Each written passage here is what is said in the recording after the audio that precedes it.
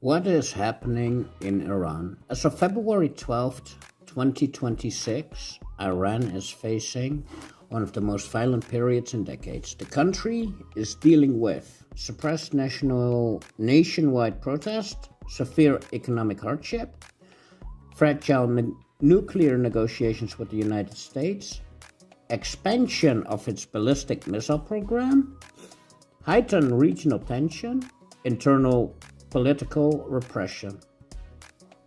This is information from both sides. I'm not here to judge, I'm here to inform. Let's break down the full situation step by step. Part 1. The protests and crackdown.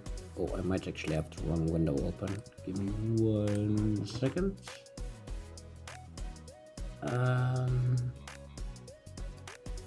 No.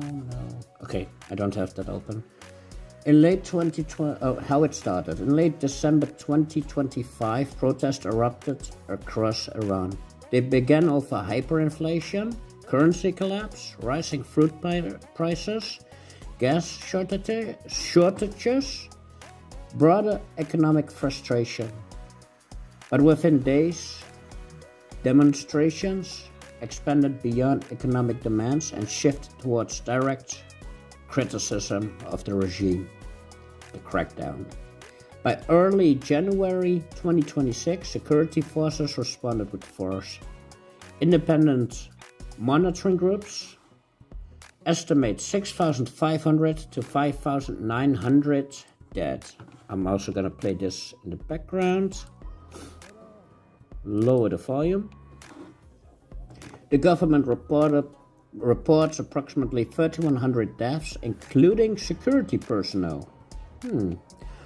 Allegations include close-range shootings, arrest of student leaders, torture and disappearances, hospital raids targeting wounded protesters, mass burials. Internet shutdowns were imposed nationwide. Those shutdowns were reportedly cost the economy around $37 million per day. Businesses linked to strikes were raided or closed. University protests continue in provinces such as Khorasan, Razavi, and Fars. While public demonstrations have largely subsided, underlying tensions remain. Oh, it started again. I do have another video where they are yelling something in the evening. According to the video, it's in Tehran, posted on February 10th to Telegram.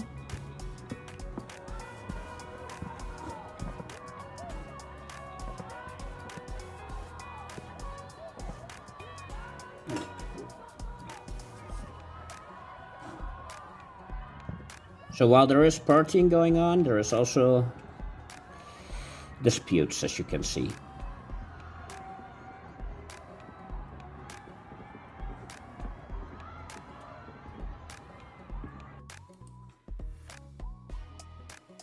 Let me quickly look.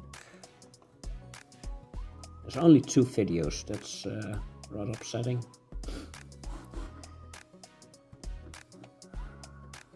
Part 2, Revolution Anniversary and the Regime's Message. That is here. Oh, oops, that's not the video. Oh, huh? Oh, here, sorry. ایران ما در مقابل زیاده خواهی های آنها سرخم نخواهد کرد. ایران ما در مقابل بی‌عدالتی ها و تجاوز ها کوتاه نخواهد آمد. ولی ما با تمام قوا در جهت صلح و آرامش در منطقه با کشورهای همسایه در حال گفتگو هستیم. مشکل منطقه را کسانی که در منطقه زندگی میکنند میتوانند حل کنند، نه بیگانگانی که از دور میان و میخوان مشکل ما رو حل کنند. ما به دنبال سلاح هسته‌ای نیستیم. ما بارها و بارها این رو اعلام کردیم و آماده هر گونه راستی آزمایی هستیم. دیوار بلند بی‌اعتمادی رو که آمریکا و اروپا در قبال اون حرفهایی که میزنند ایجاد کردن اجازه نمیده که این گفتگوها به نتیجه برسه.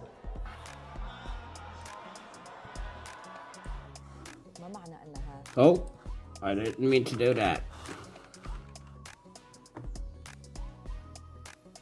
So that was according to the AP. We're going to this one now. I quickly want to actually, there over here, there's gonna be a sign. I let Grok translate it. The text on the sign is in Persian, Farsi, and appears to read. There is no way I can read that. Sorry. God willing, inshallah, we will bring Israeli back to life, revive Israeli. We will write the history of Yazid in natural, smooth English rendering. God willing, or only if God wills, a very common Arabic Persian phrase. This phrase seems metaphorical or symbolic, perhaps used in a protest, cultural movement, or local activism in Yazd. It plays to the idea of resurrecting something important, like a forgotten figure, spirit, or legacy associated with I don't know how to pronounce that. To actively record or reclaim the city's neglected, important history. In the sign, it's from a specific event or protest. Feel free to write more contracts. Okay, we get that. So we're gonna play this as well. This is from the BBC. Is what the government wants to see on its streets. People coming out. Why are you so quiet? Look, it's this guy in the back. Support for the Islamic Republic and the revolution, now 47 years old. It's a public holiday today, and here in Tehran. He's shown pretty prominent, which is why I was like, okay, I'm gonna have to Google that. Wow, Grok it. I don't know if that's actually a phrase or not.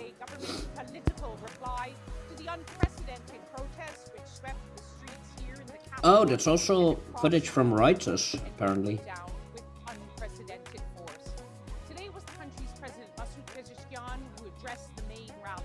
He does appear to actually be pro-regime though, because he had this guy's photo.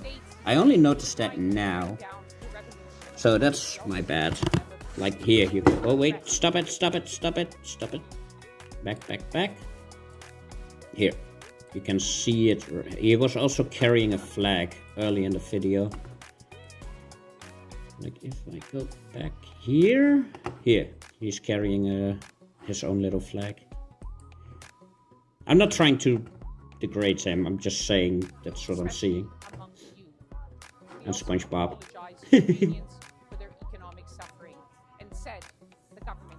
That is funny. Oh? Wait.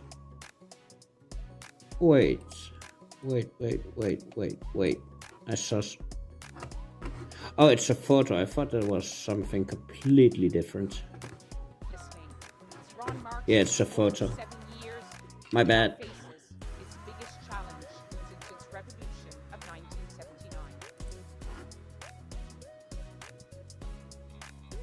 So, okay, we have that part done. There is another thing I wanted to mention.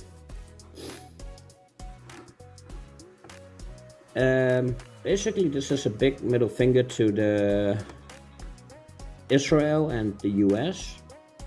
And Britain.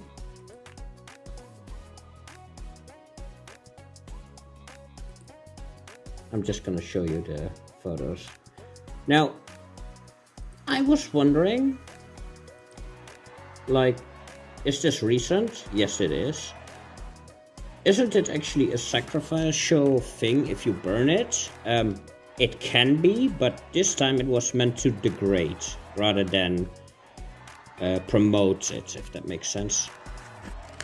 I'll show you the chat that I had with Grok about it.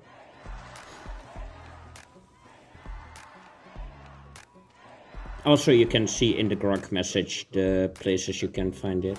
Let's quickly stop. So, when the first occasion of the two prophecies... Ooh, that's really hard to read. I can't read this, I'm sorry. Again, our servants possessing great might, and they ransacked your habitations, and the promise was bound to be fulfilled. The Quran, Surah 17 al-Isra, Ayat 5. So we had that.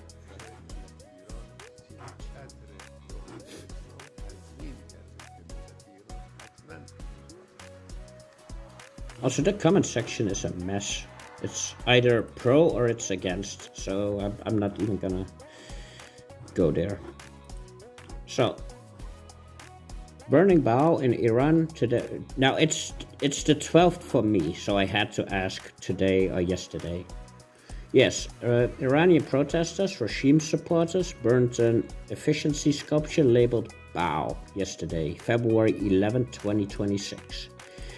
This occurred during large state-organized rallies in Tehran and other cities, marking the 47th anniversary of the 1997 Islamic Revolution, known as 22 Bahman in the Iranian calendar. The effigy was depicted as a horned, satanic figure, often adorned with the Star of David, the Israeli flag, a photo of US President Donald Trump, and sometimes other symbols like 666 or references to figures such as Jeffrey Epstein. Protesters chanted "Death to Israel" and "Death to America" while setting it on fire. Portraying Baal and the ancient Kennedy deity as a symbol of evil, Satanism, elite corruption, or Western Zionist influence. Reports describe it as symbolic act against perceived ideology, oppression, or modern conspiracies tied to child sacrifice and corruption narratives. This was widely covered in news outlets, e.g. Times of India and I-24 News, and shared extensively on social media platforms like Instagram, Facebook, and X, with videos circulating online. Now this is because of my time zone, as I'm Dutch. It's the 12th for me, so I had to double check. Side question, is burning not giving it more power? Short answer by Grok is no. The perspective of the Iranian protesters and the Islamic Republic's framing, burning the Baal effigy does not give it, or what it represents, more power. Quite the opposite. The act is a deliberate symbolic rejection and destruction of evil. Baal, an ancient Kennedy deity, is portrayed in the context as standing for Satanism, corruption, oppression, child sacrifice, narratives sometimes linked to figures like Epstein in conspiracy circles, and especially Zionism, Israel, due to the Star of David and Israeli flags attached to the effigy. Chanting "Death to Israel" while setting it ablaze is meant to condemn and symbolically annihilate these perceived forces of evil and ideology. Affirm monotheism. I don't know this word, I'm terribly sorry. Tawhid in Islamic terms, by destroying a representation of false god or satanic influence. Rally crowds around the regime's narrative of fighting arrogant oppressors and worshippers of Baal, Satan. Pro-regime. One second, I'm gonna drink something real quick. Pro-regime statements during the event emphasized bringing it down, the worship of Baal, the worshippers of Satan, and the arrogant oppressors, with divine help clearly positioning the burden as an act of triumph over evil, not empowerment. In broader cultural ritual logic, why did I combine those letters? That's annoying. Burning effigies, common in protest worldwide, from political figures to symbols of enemies, is typically sympathetic magic for destruction or release. You destroy the representation to harm, weaken, or banish what it stands for. E.g., I don't know what E.g. means, funny enough. Historical anti-witchcraft rituals in the region burned effigies or witches to nullify their power. Modern examples like burning flags or effigies aimed to curve or diminish the target. This is why I was asking it. In pagan or occult contexts, burning can sometimes release energy or send a message upwards. But here it's not framed that way. It's destruction, not invocation or sacrifice to Baal. Some critics, especially anti-regime voices online, flip the script, calling it a demonic ritual, or suggest, that's also how I got to this by the way, suggesting the regime is ironically honoring Baal through the fire, which I can understand. Linked to ancient child sacrifice by fire in some biblical accounts of Moloch. Oh, I'm gonna have a whole video in regard to that, but I need somebody to do it with me because of dyslexia. And I know what I want to say about it, and there is a lot I can say about it, but I can't do it alone. But with some minorities, this is what I mean. A positional interpretation, not the protesters' intent. Overall, the dominant view amongst participants is that the fire purifies and eradicates the symbol of evil, stripping away its influence rather than amplifying it. It's propaganda theater, not an occult, empowering rights. That was a long word. So I reposted this.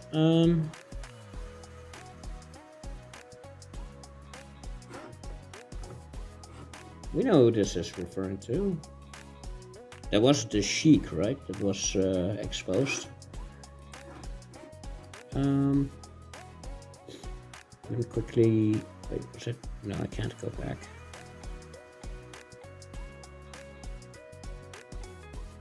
Alright, let's continue. We have this, we did this. We did this. Yeah, okay, we did this one and this one. This will get. Sorry, we'll get to that in a second. Okay, I'm gonna go back to. He called for unity, criticized Western influence, reaffirmed that Iran does not seek nuclear weapons, expressed openness to nuclear negotiations, acknowledged government shortcomings. The rallies were heavily secured and projected strength, but they took place in the shadow of recent unrest. Part 3. Nuclear talks with the United States.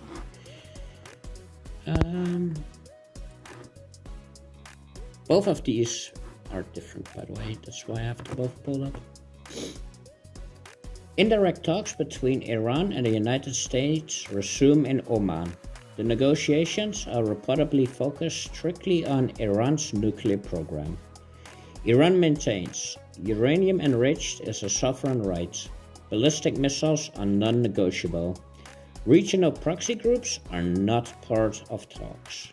Shouldn't it be of the talks? The United States has signaled that future agreements should address missile developments. Israeli leadership has pushed for a tougher deal. Meanwhile, Iran has suggested it could dilute highly enriched uranium in exchange for sanctions relief. No final agreement has been reached. The talks remain fragile. Let me quickly. Okay, we're going. Part 4.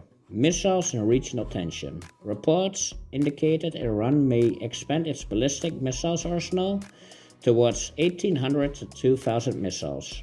The IRGC conducted missile tests on February 9 and 10 in central Iran.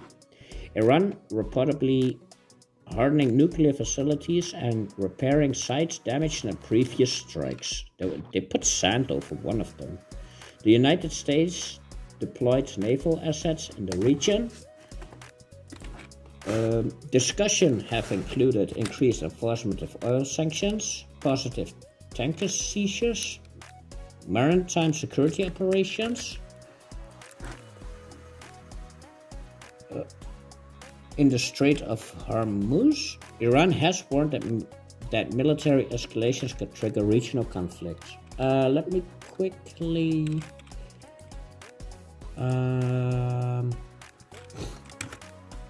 Iran... There was something I saw... Now, ooh, fireworks. I'm sorry, I love fireworks.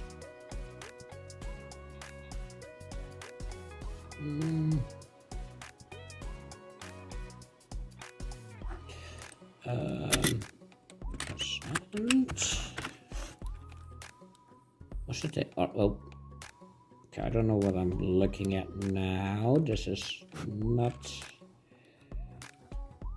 Iran.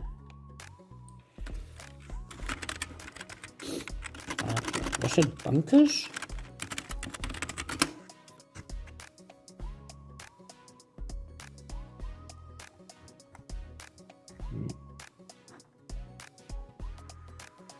Here, this one. So completely buried, triggering global concern of fresh questions over that.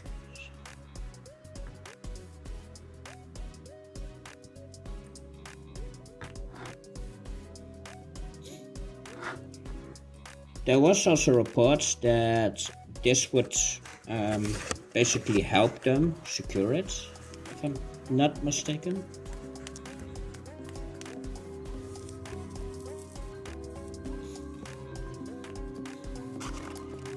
So they just locked themselves down, basically.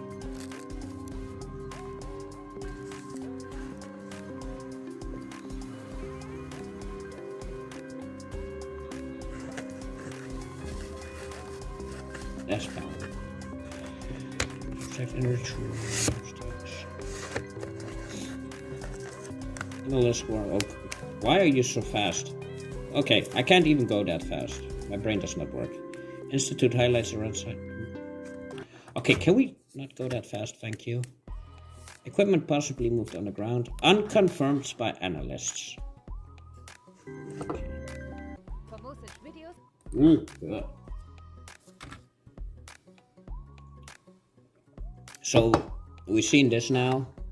I want to come back to this real quick. We'll look at Fox first, and then we'll go over to ABC News. Right now, Israeli Prime Minister Benjamin Netanyahu at the White House, and consider what's going on around this. This comes just days after U.S. and Iranian officials were... Small side tangent. I have a video covering the latest updates on Nancy Guthrie. It was yesterday, so it's the 11th. There was some new information released, so be ready for an update on that. Those nuclear negotiations, and of course the backdrop to all this is that President Trump has said he is still considering sending a second aircraft carrier. He's serious on getting a deal done. Senior White House correspondent Peter Ducey. Peter. He's gonna send the H.W. Bush, which is going to be the most ironic thing ever. Bush is gonna start another war in the Middle East. And if you listen closely throughout this report, you can hear... However, this time it's an aircraft carrier. A very noisy group of anti-Netanyahu protesters out on the corner of Pennsylvania Avenue and 17th Street. We can all hear them at the White House as the Prime Minister's busy day continues. We learned on social media that it began with a pretty consequential signature. We learned on social media Prime Minister Netanyahu signed up in the presence of Secretary of State Rubio as a member of the Board of Peace. That is the board that will eventually govern Gaza. Its first chairman will be President Trump, a job that he has suggested he could stay in even once his term as president is over. Now that the Gaza business... What? I'm sorry, did I? Of Secretary of State Rubio as a member of the Board of Peace. That is the board that will eventually govern Gaza.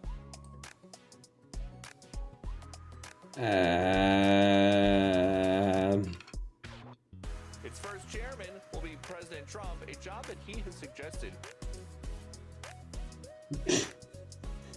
What? No? Let the Gazans do it themselves? What? He could stay in even once his term as president is over. Now that the Gaza business is taken care of, the top of the to-do list is Iran's nuclear program. First and foremost, the negotiations with Iran. I will present to the President our ideas about the principles in the negotiations, the important principles. According to Axios, President Trump is considering sending a second carrier strike group to the Middle East, but the goal is just to pressure the regime into a nuclear deal, not to pressure the Ayatollah to step down. Uh-huh. The Iranian people want to overthrow the regime. That's up to the Iranian people. What we're focused on right now is the fact that Iran can't have a nuclear weapon. That's been the focus of the president's policy, even going back to the first administration. President Trump keeps saying he thinks the Iranians want to make a nuclear deal with the U.S. But if things fall apart, the president has also shown with his military orders over the last couple months that he is willing to send in the B-2s. Harris? Yeah. Well, I didn't know that part, so apologies.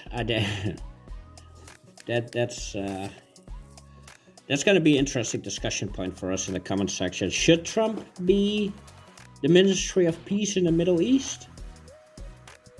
That's. Iran's nuclear program. Now we're going to ABC. Netanyahu is looking to expand negotiations with Iran. And ABC News, your White House correspondent Selena Wang is here with more on these talks. And listen, Selena, Netanyahu's office said that he wants limits on Iran's ballistic missile program. But what more do we know about those discussions that he had in Washington today? Indeed, this was a long meeting between President Trump and Netanyahu. It lasted for almost 3 hours.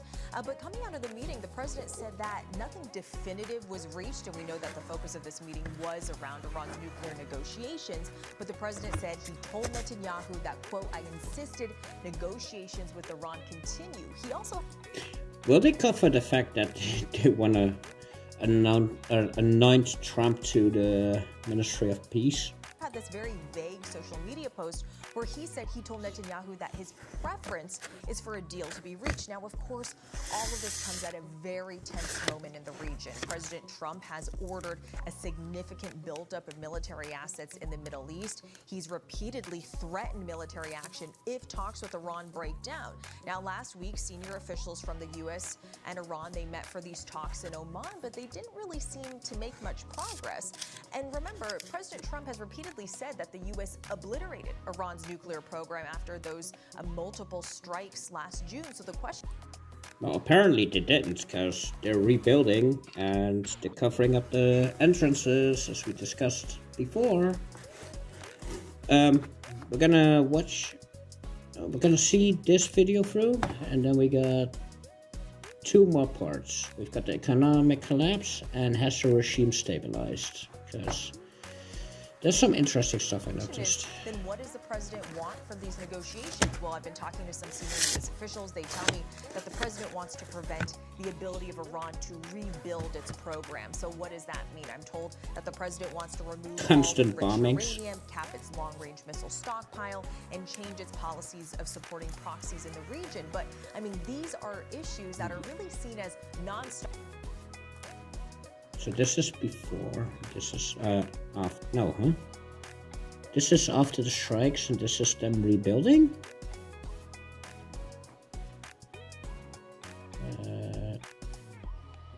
Wacht. Man, it looks like, yeah, they're rebuilding. Might not be going fast, but they Starters are. as red lines for Iran. So the big question moving forward in these negotiations is how much is either side Find the willing to differences. Very, very interesting. I know you'll continue to monitor for us, Selena Wang. Thank you very much. And back here. No, I didn't mean to do that. Okay.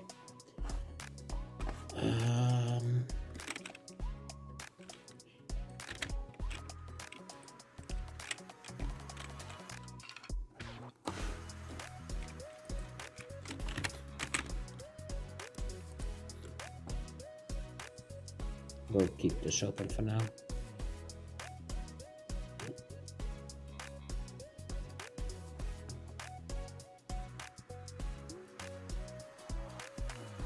Hostage. Oh, this is just a recap. Okay, got it. Iran's Part 5, the economic collapse. Iran's economy remains under significant strain. Contributing factors include international sanctions, inflation, currency depreciation, low oil export revenues, refinery strikes, and water shortages. The rial has hit historic lows. Shortages of basic goods have been reported. Economic frustration was the original spark for protest, and the economic crisis has not been resolved.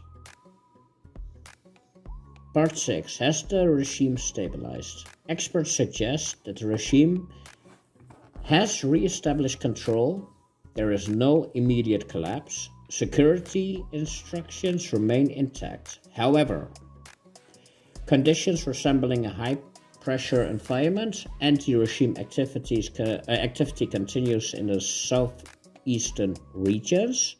Opposition groups continue calling for sympathetic political change. The state appears stable, but under significant internal and external strain. We've got the big picture summary. Iran in February 2026 is defined by brutal suppressed protests, over 6,000 dead, deep economic instability, fragile nuclear negotiations, expanding missile capability, high regional tension, tightened internal security. The situation remains fluid. This is one of the most underreported geopolitical crises unfolding right now, which is also why I wanted to make this segment, as we need to get more underreported stuff out. That's it for today. Don't forget to like, share, subscribe. If you have any comments or any tips, please let me know. And that is it for today. Peace.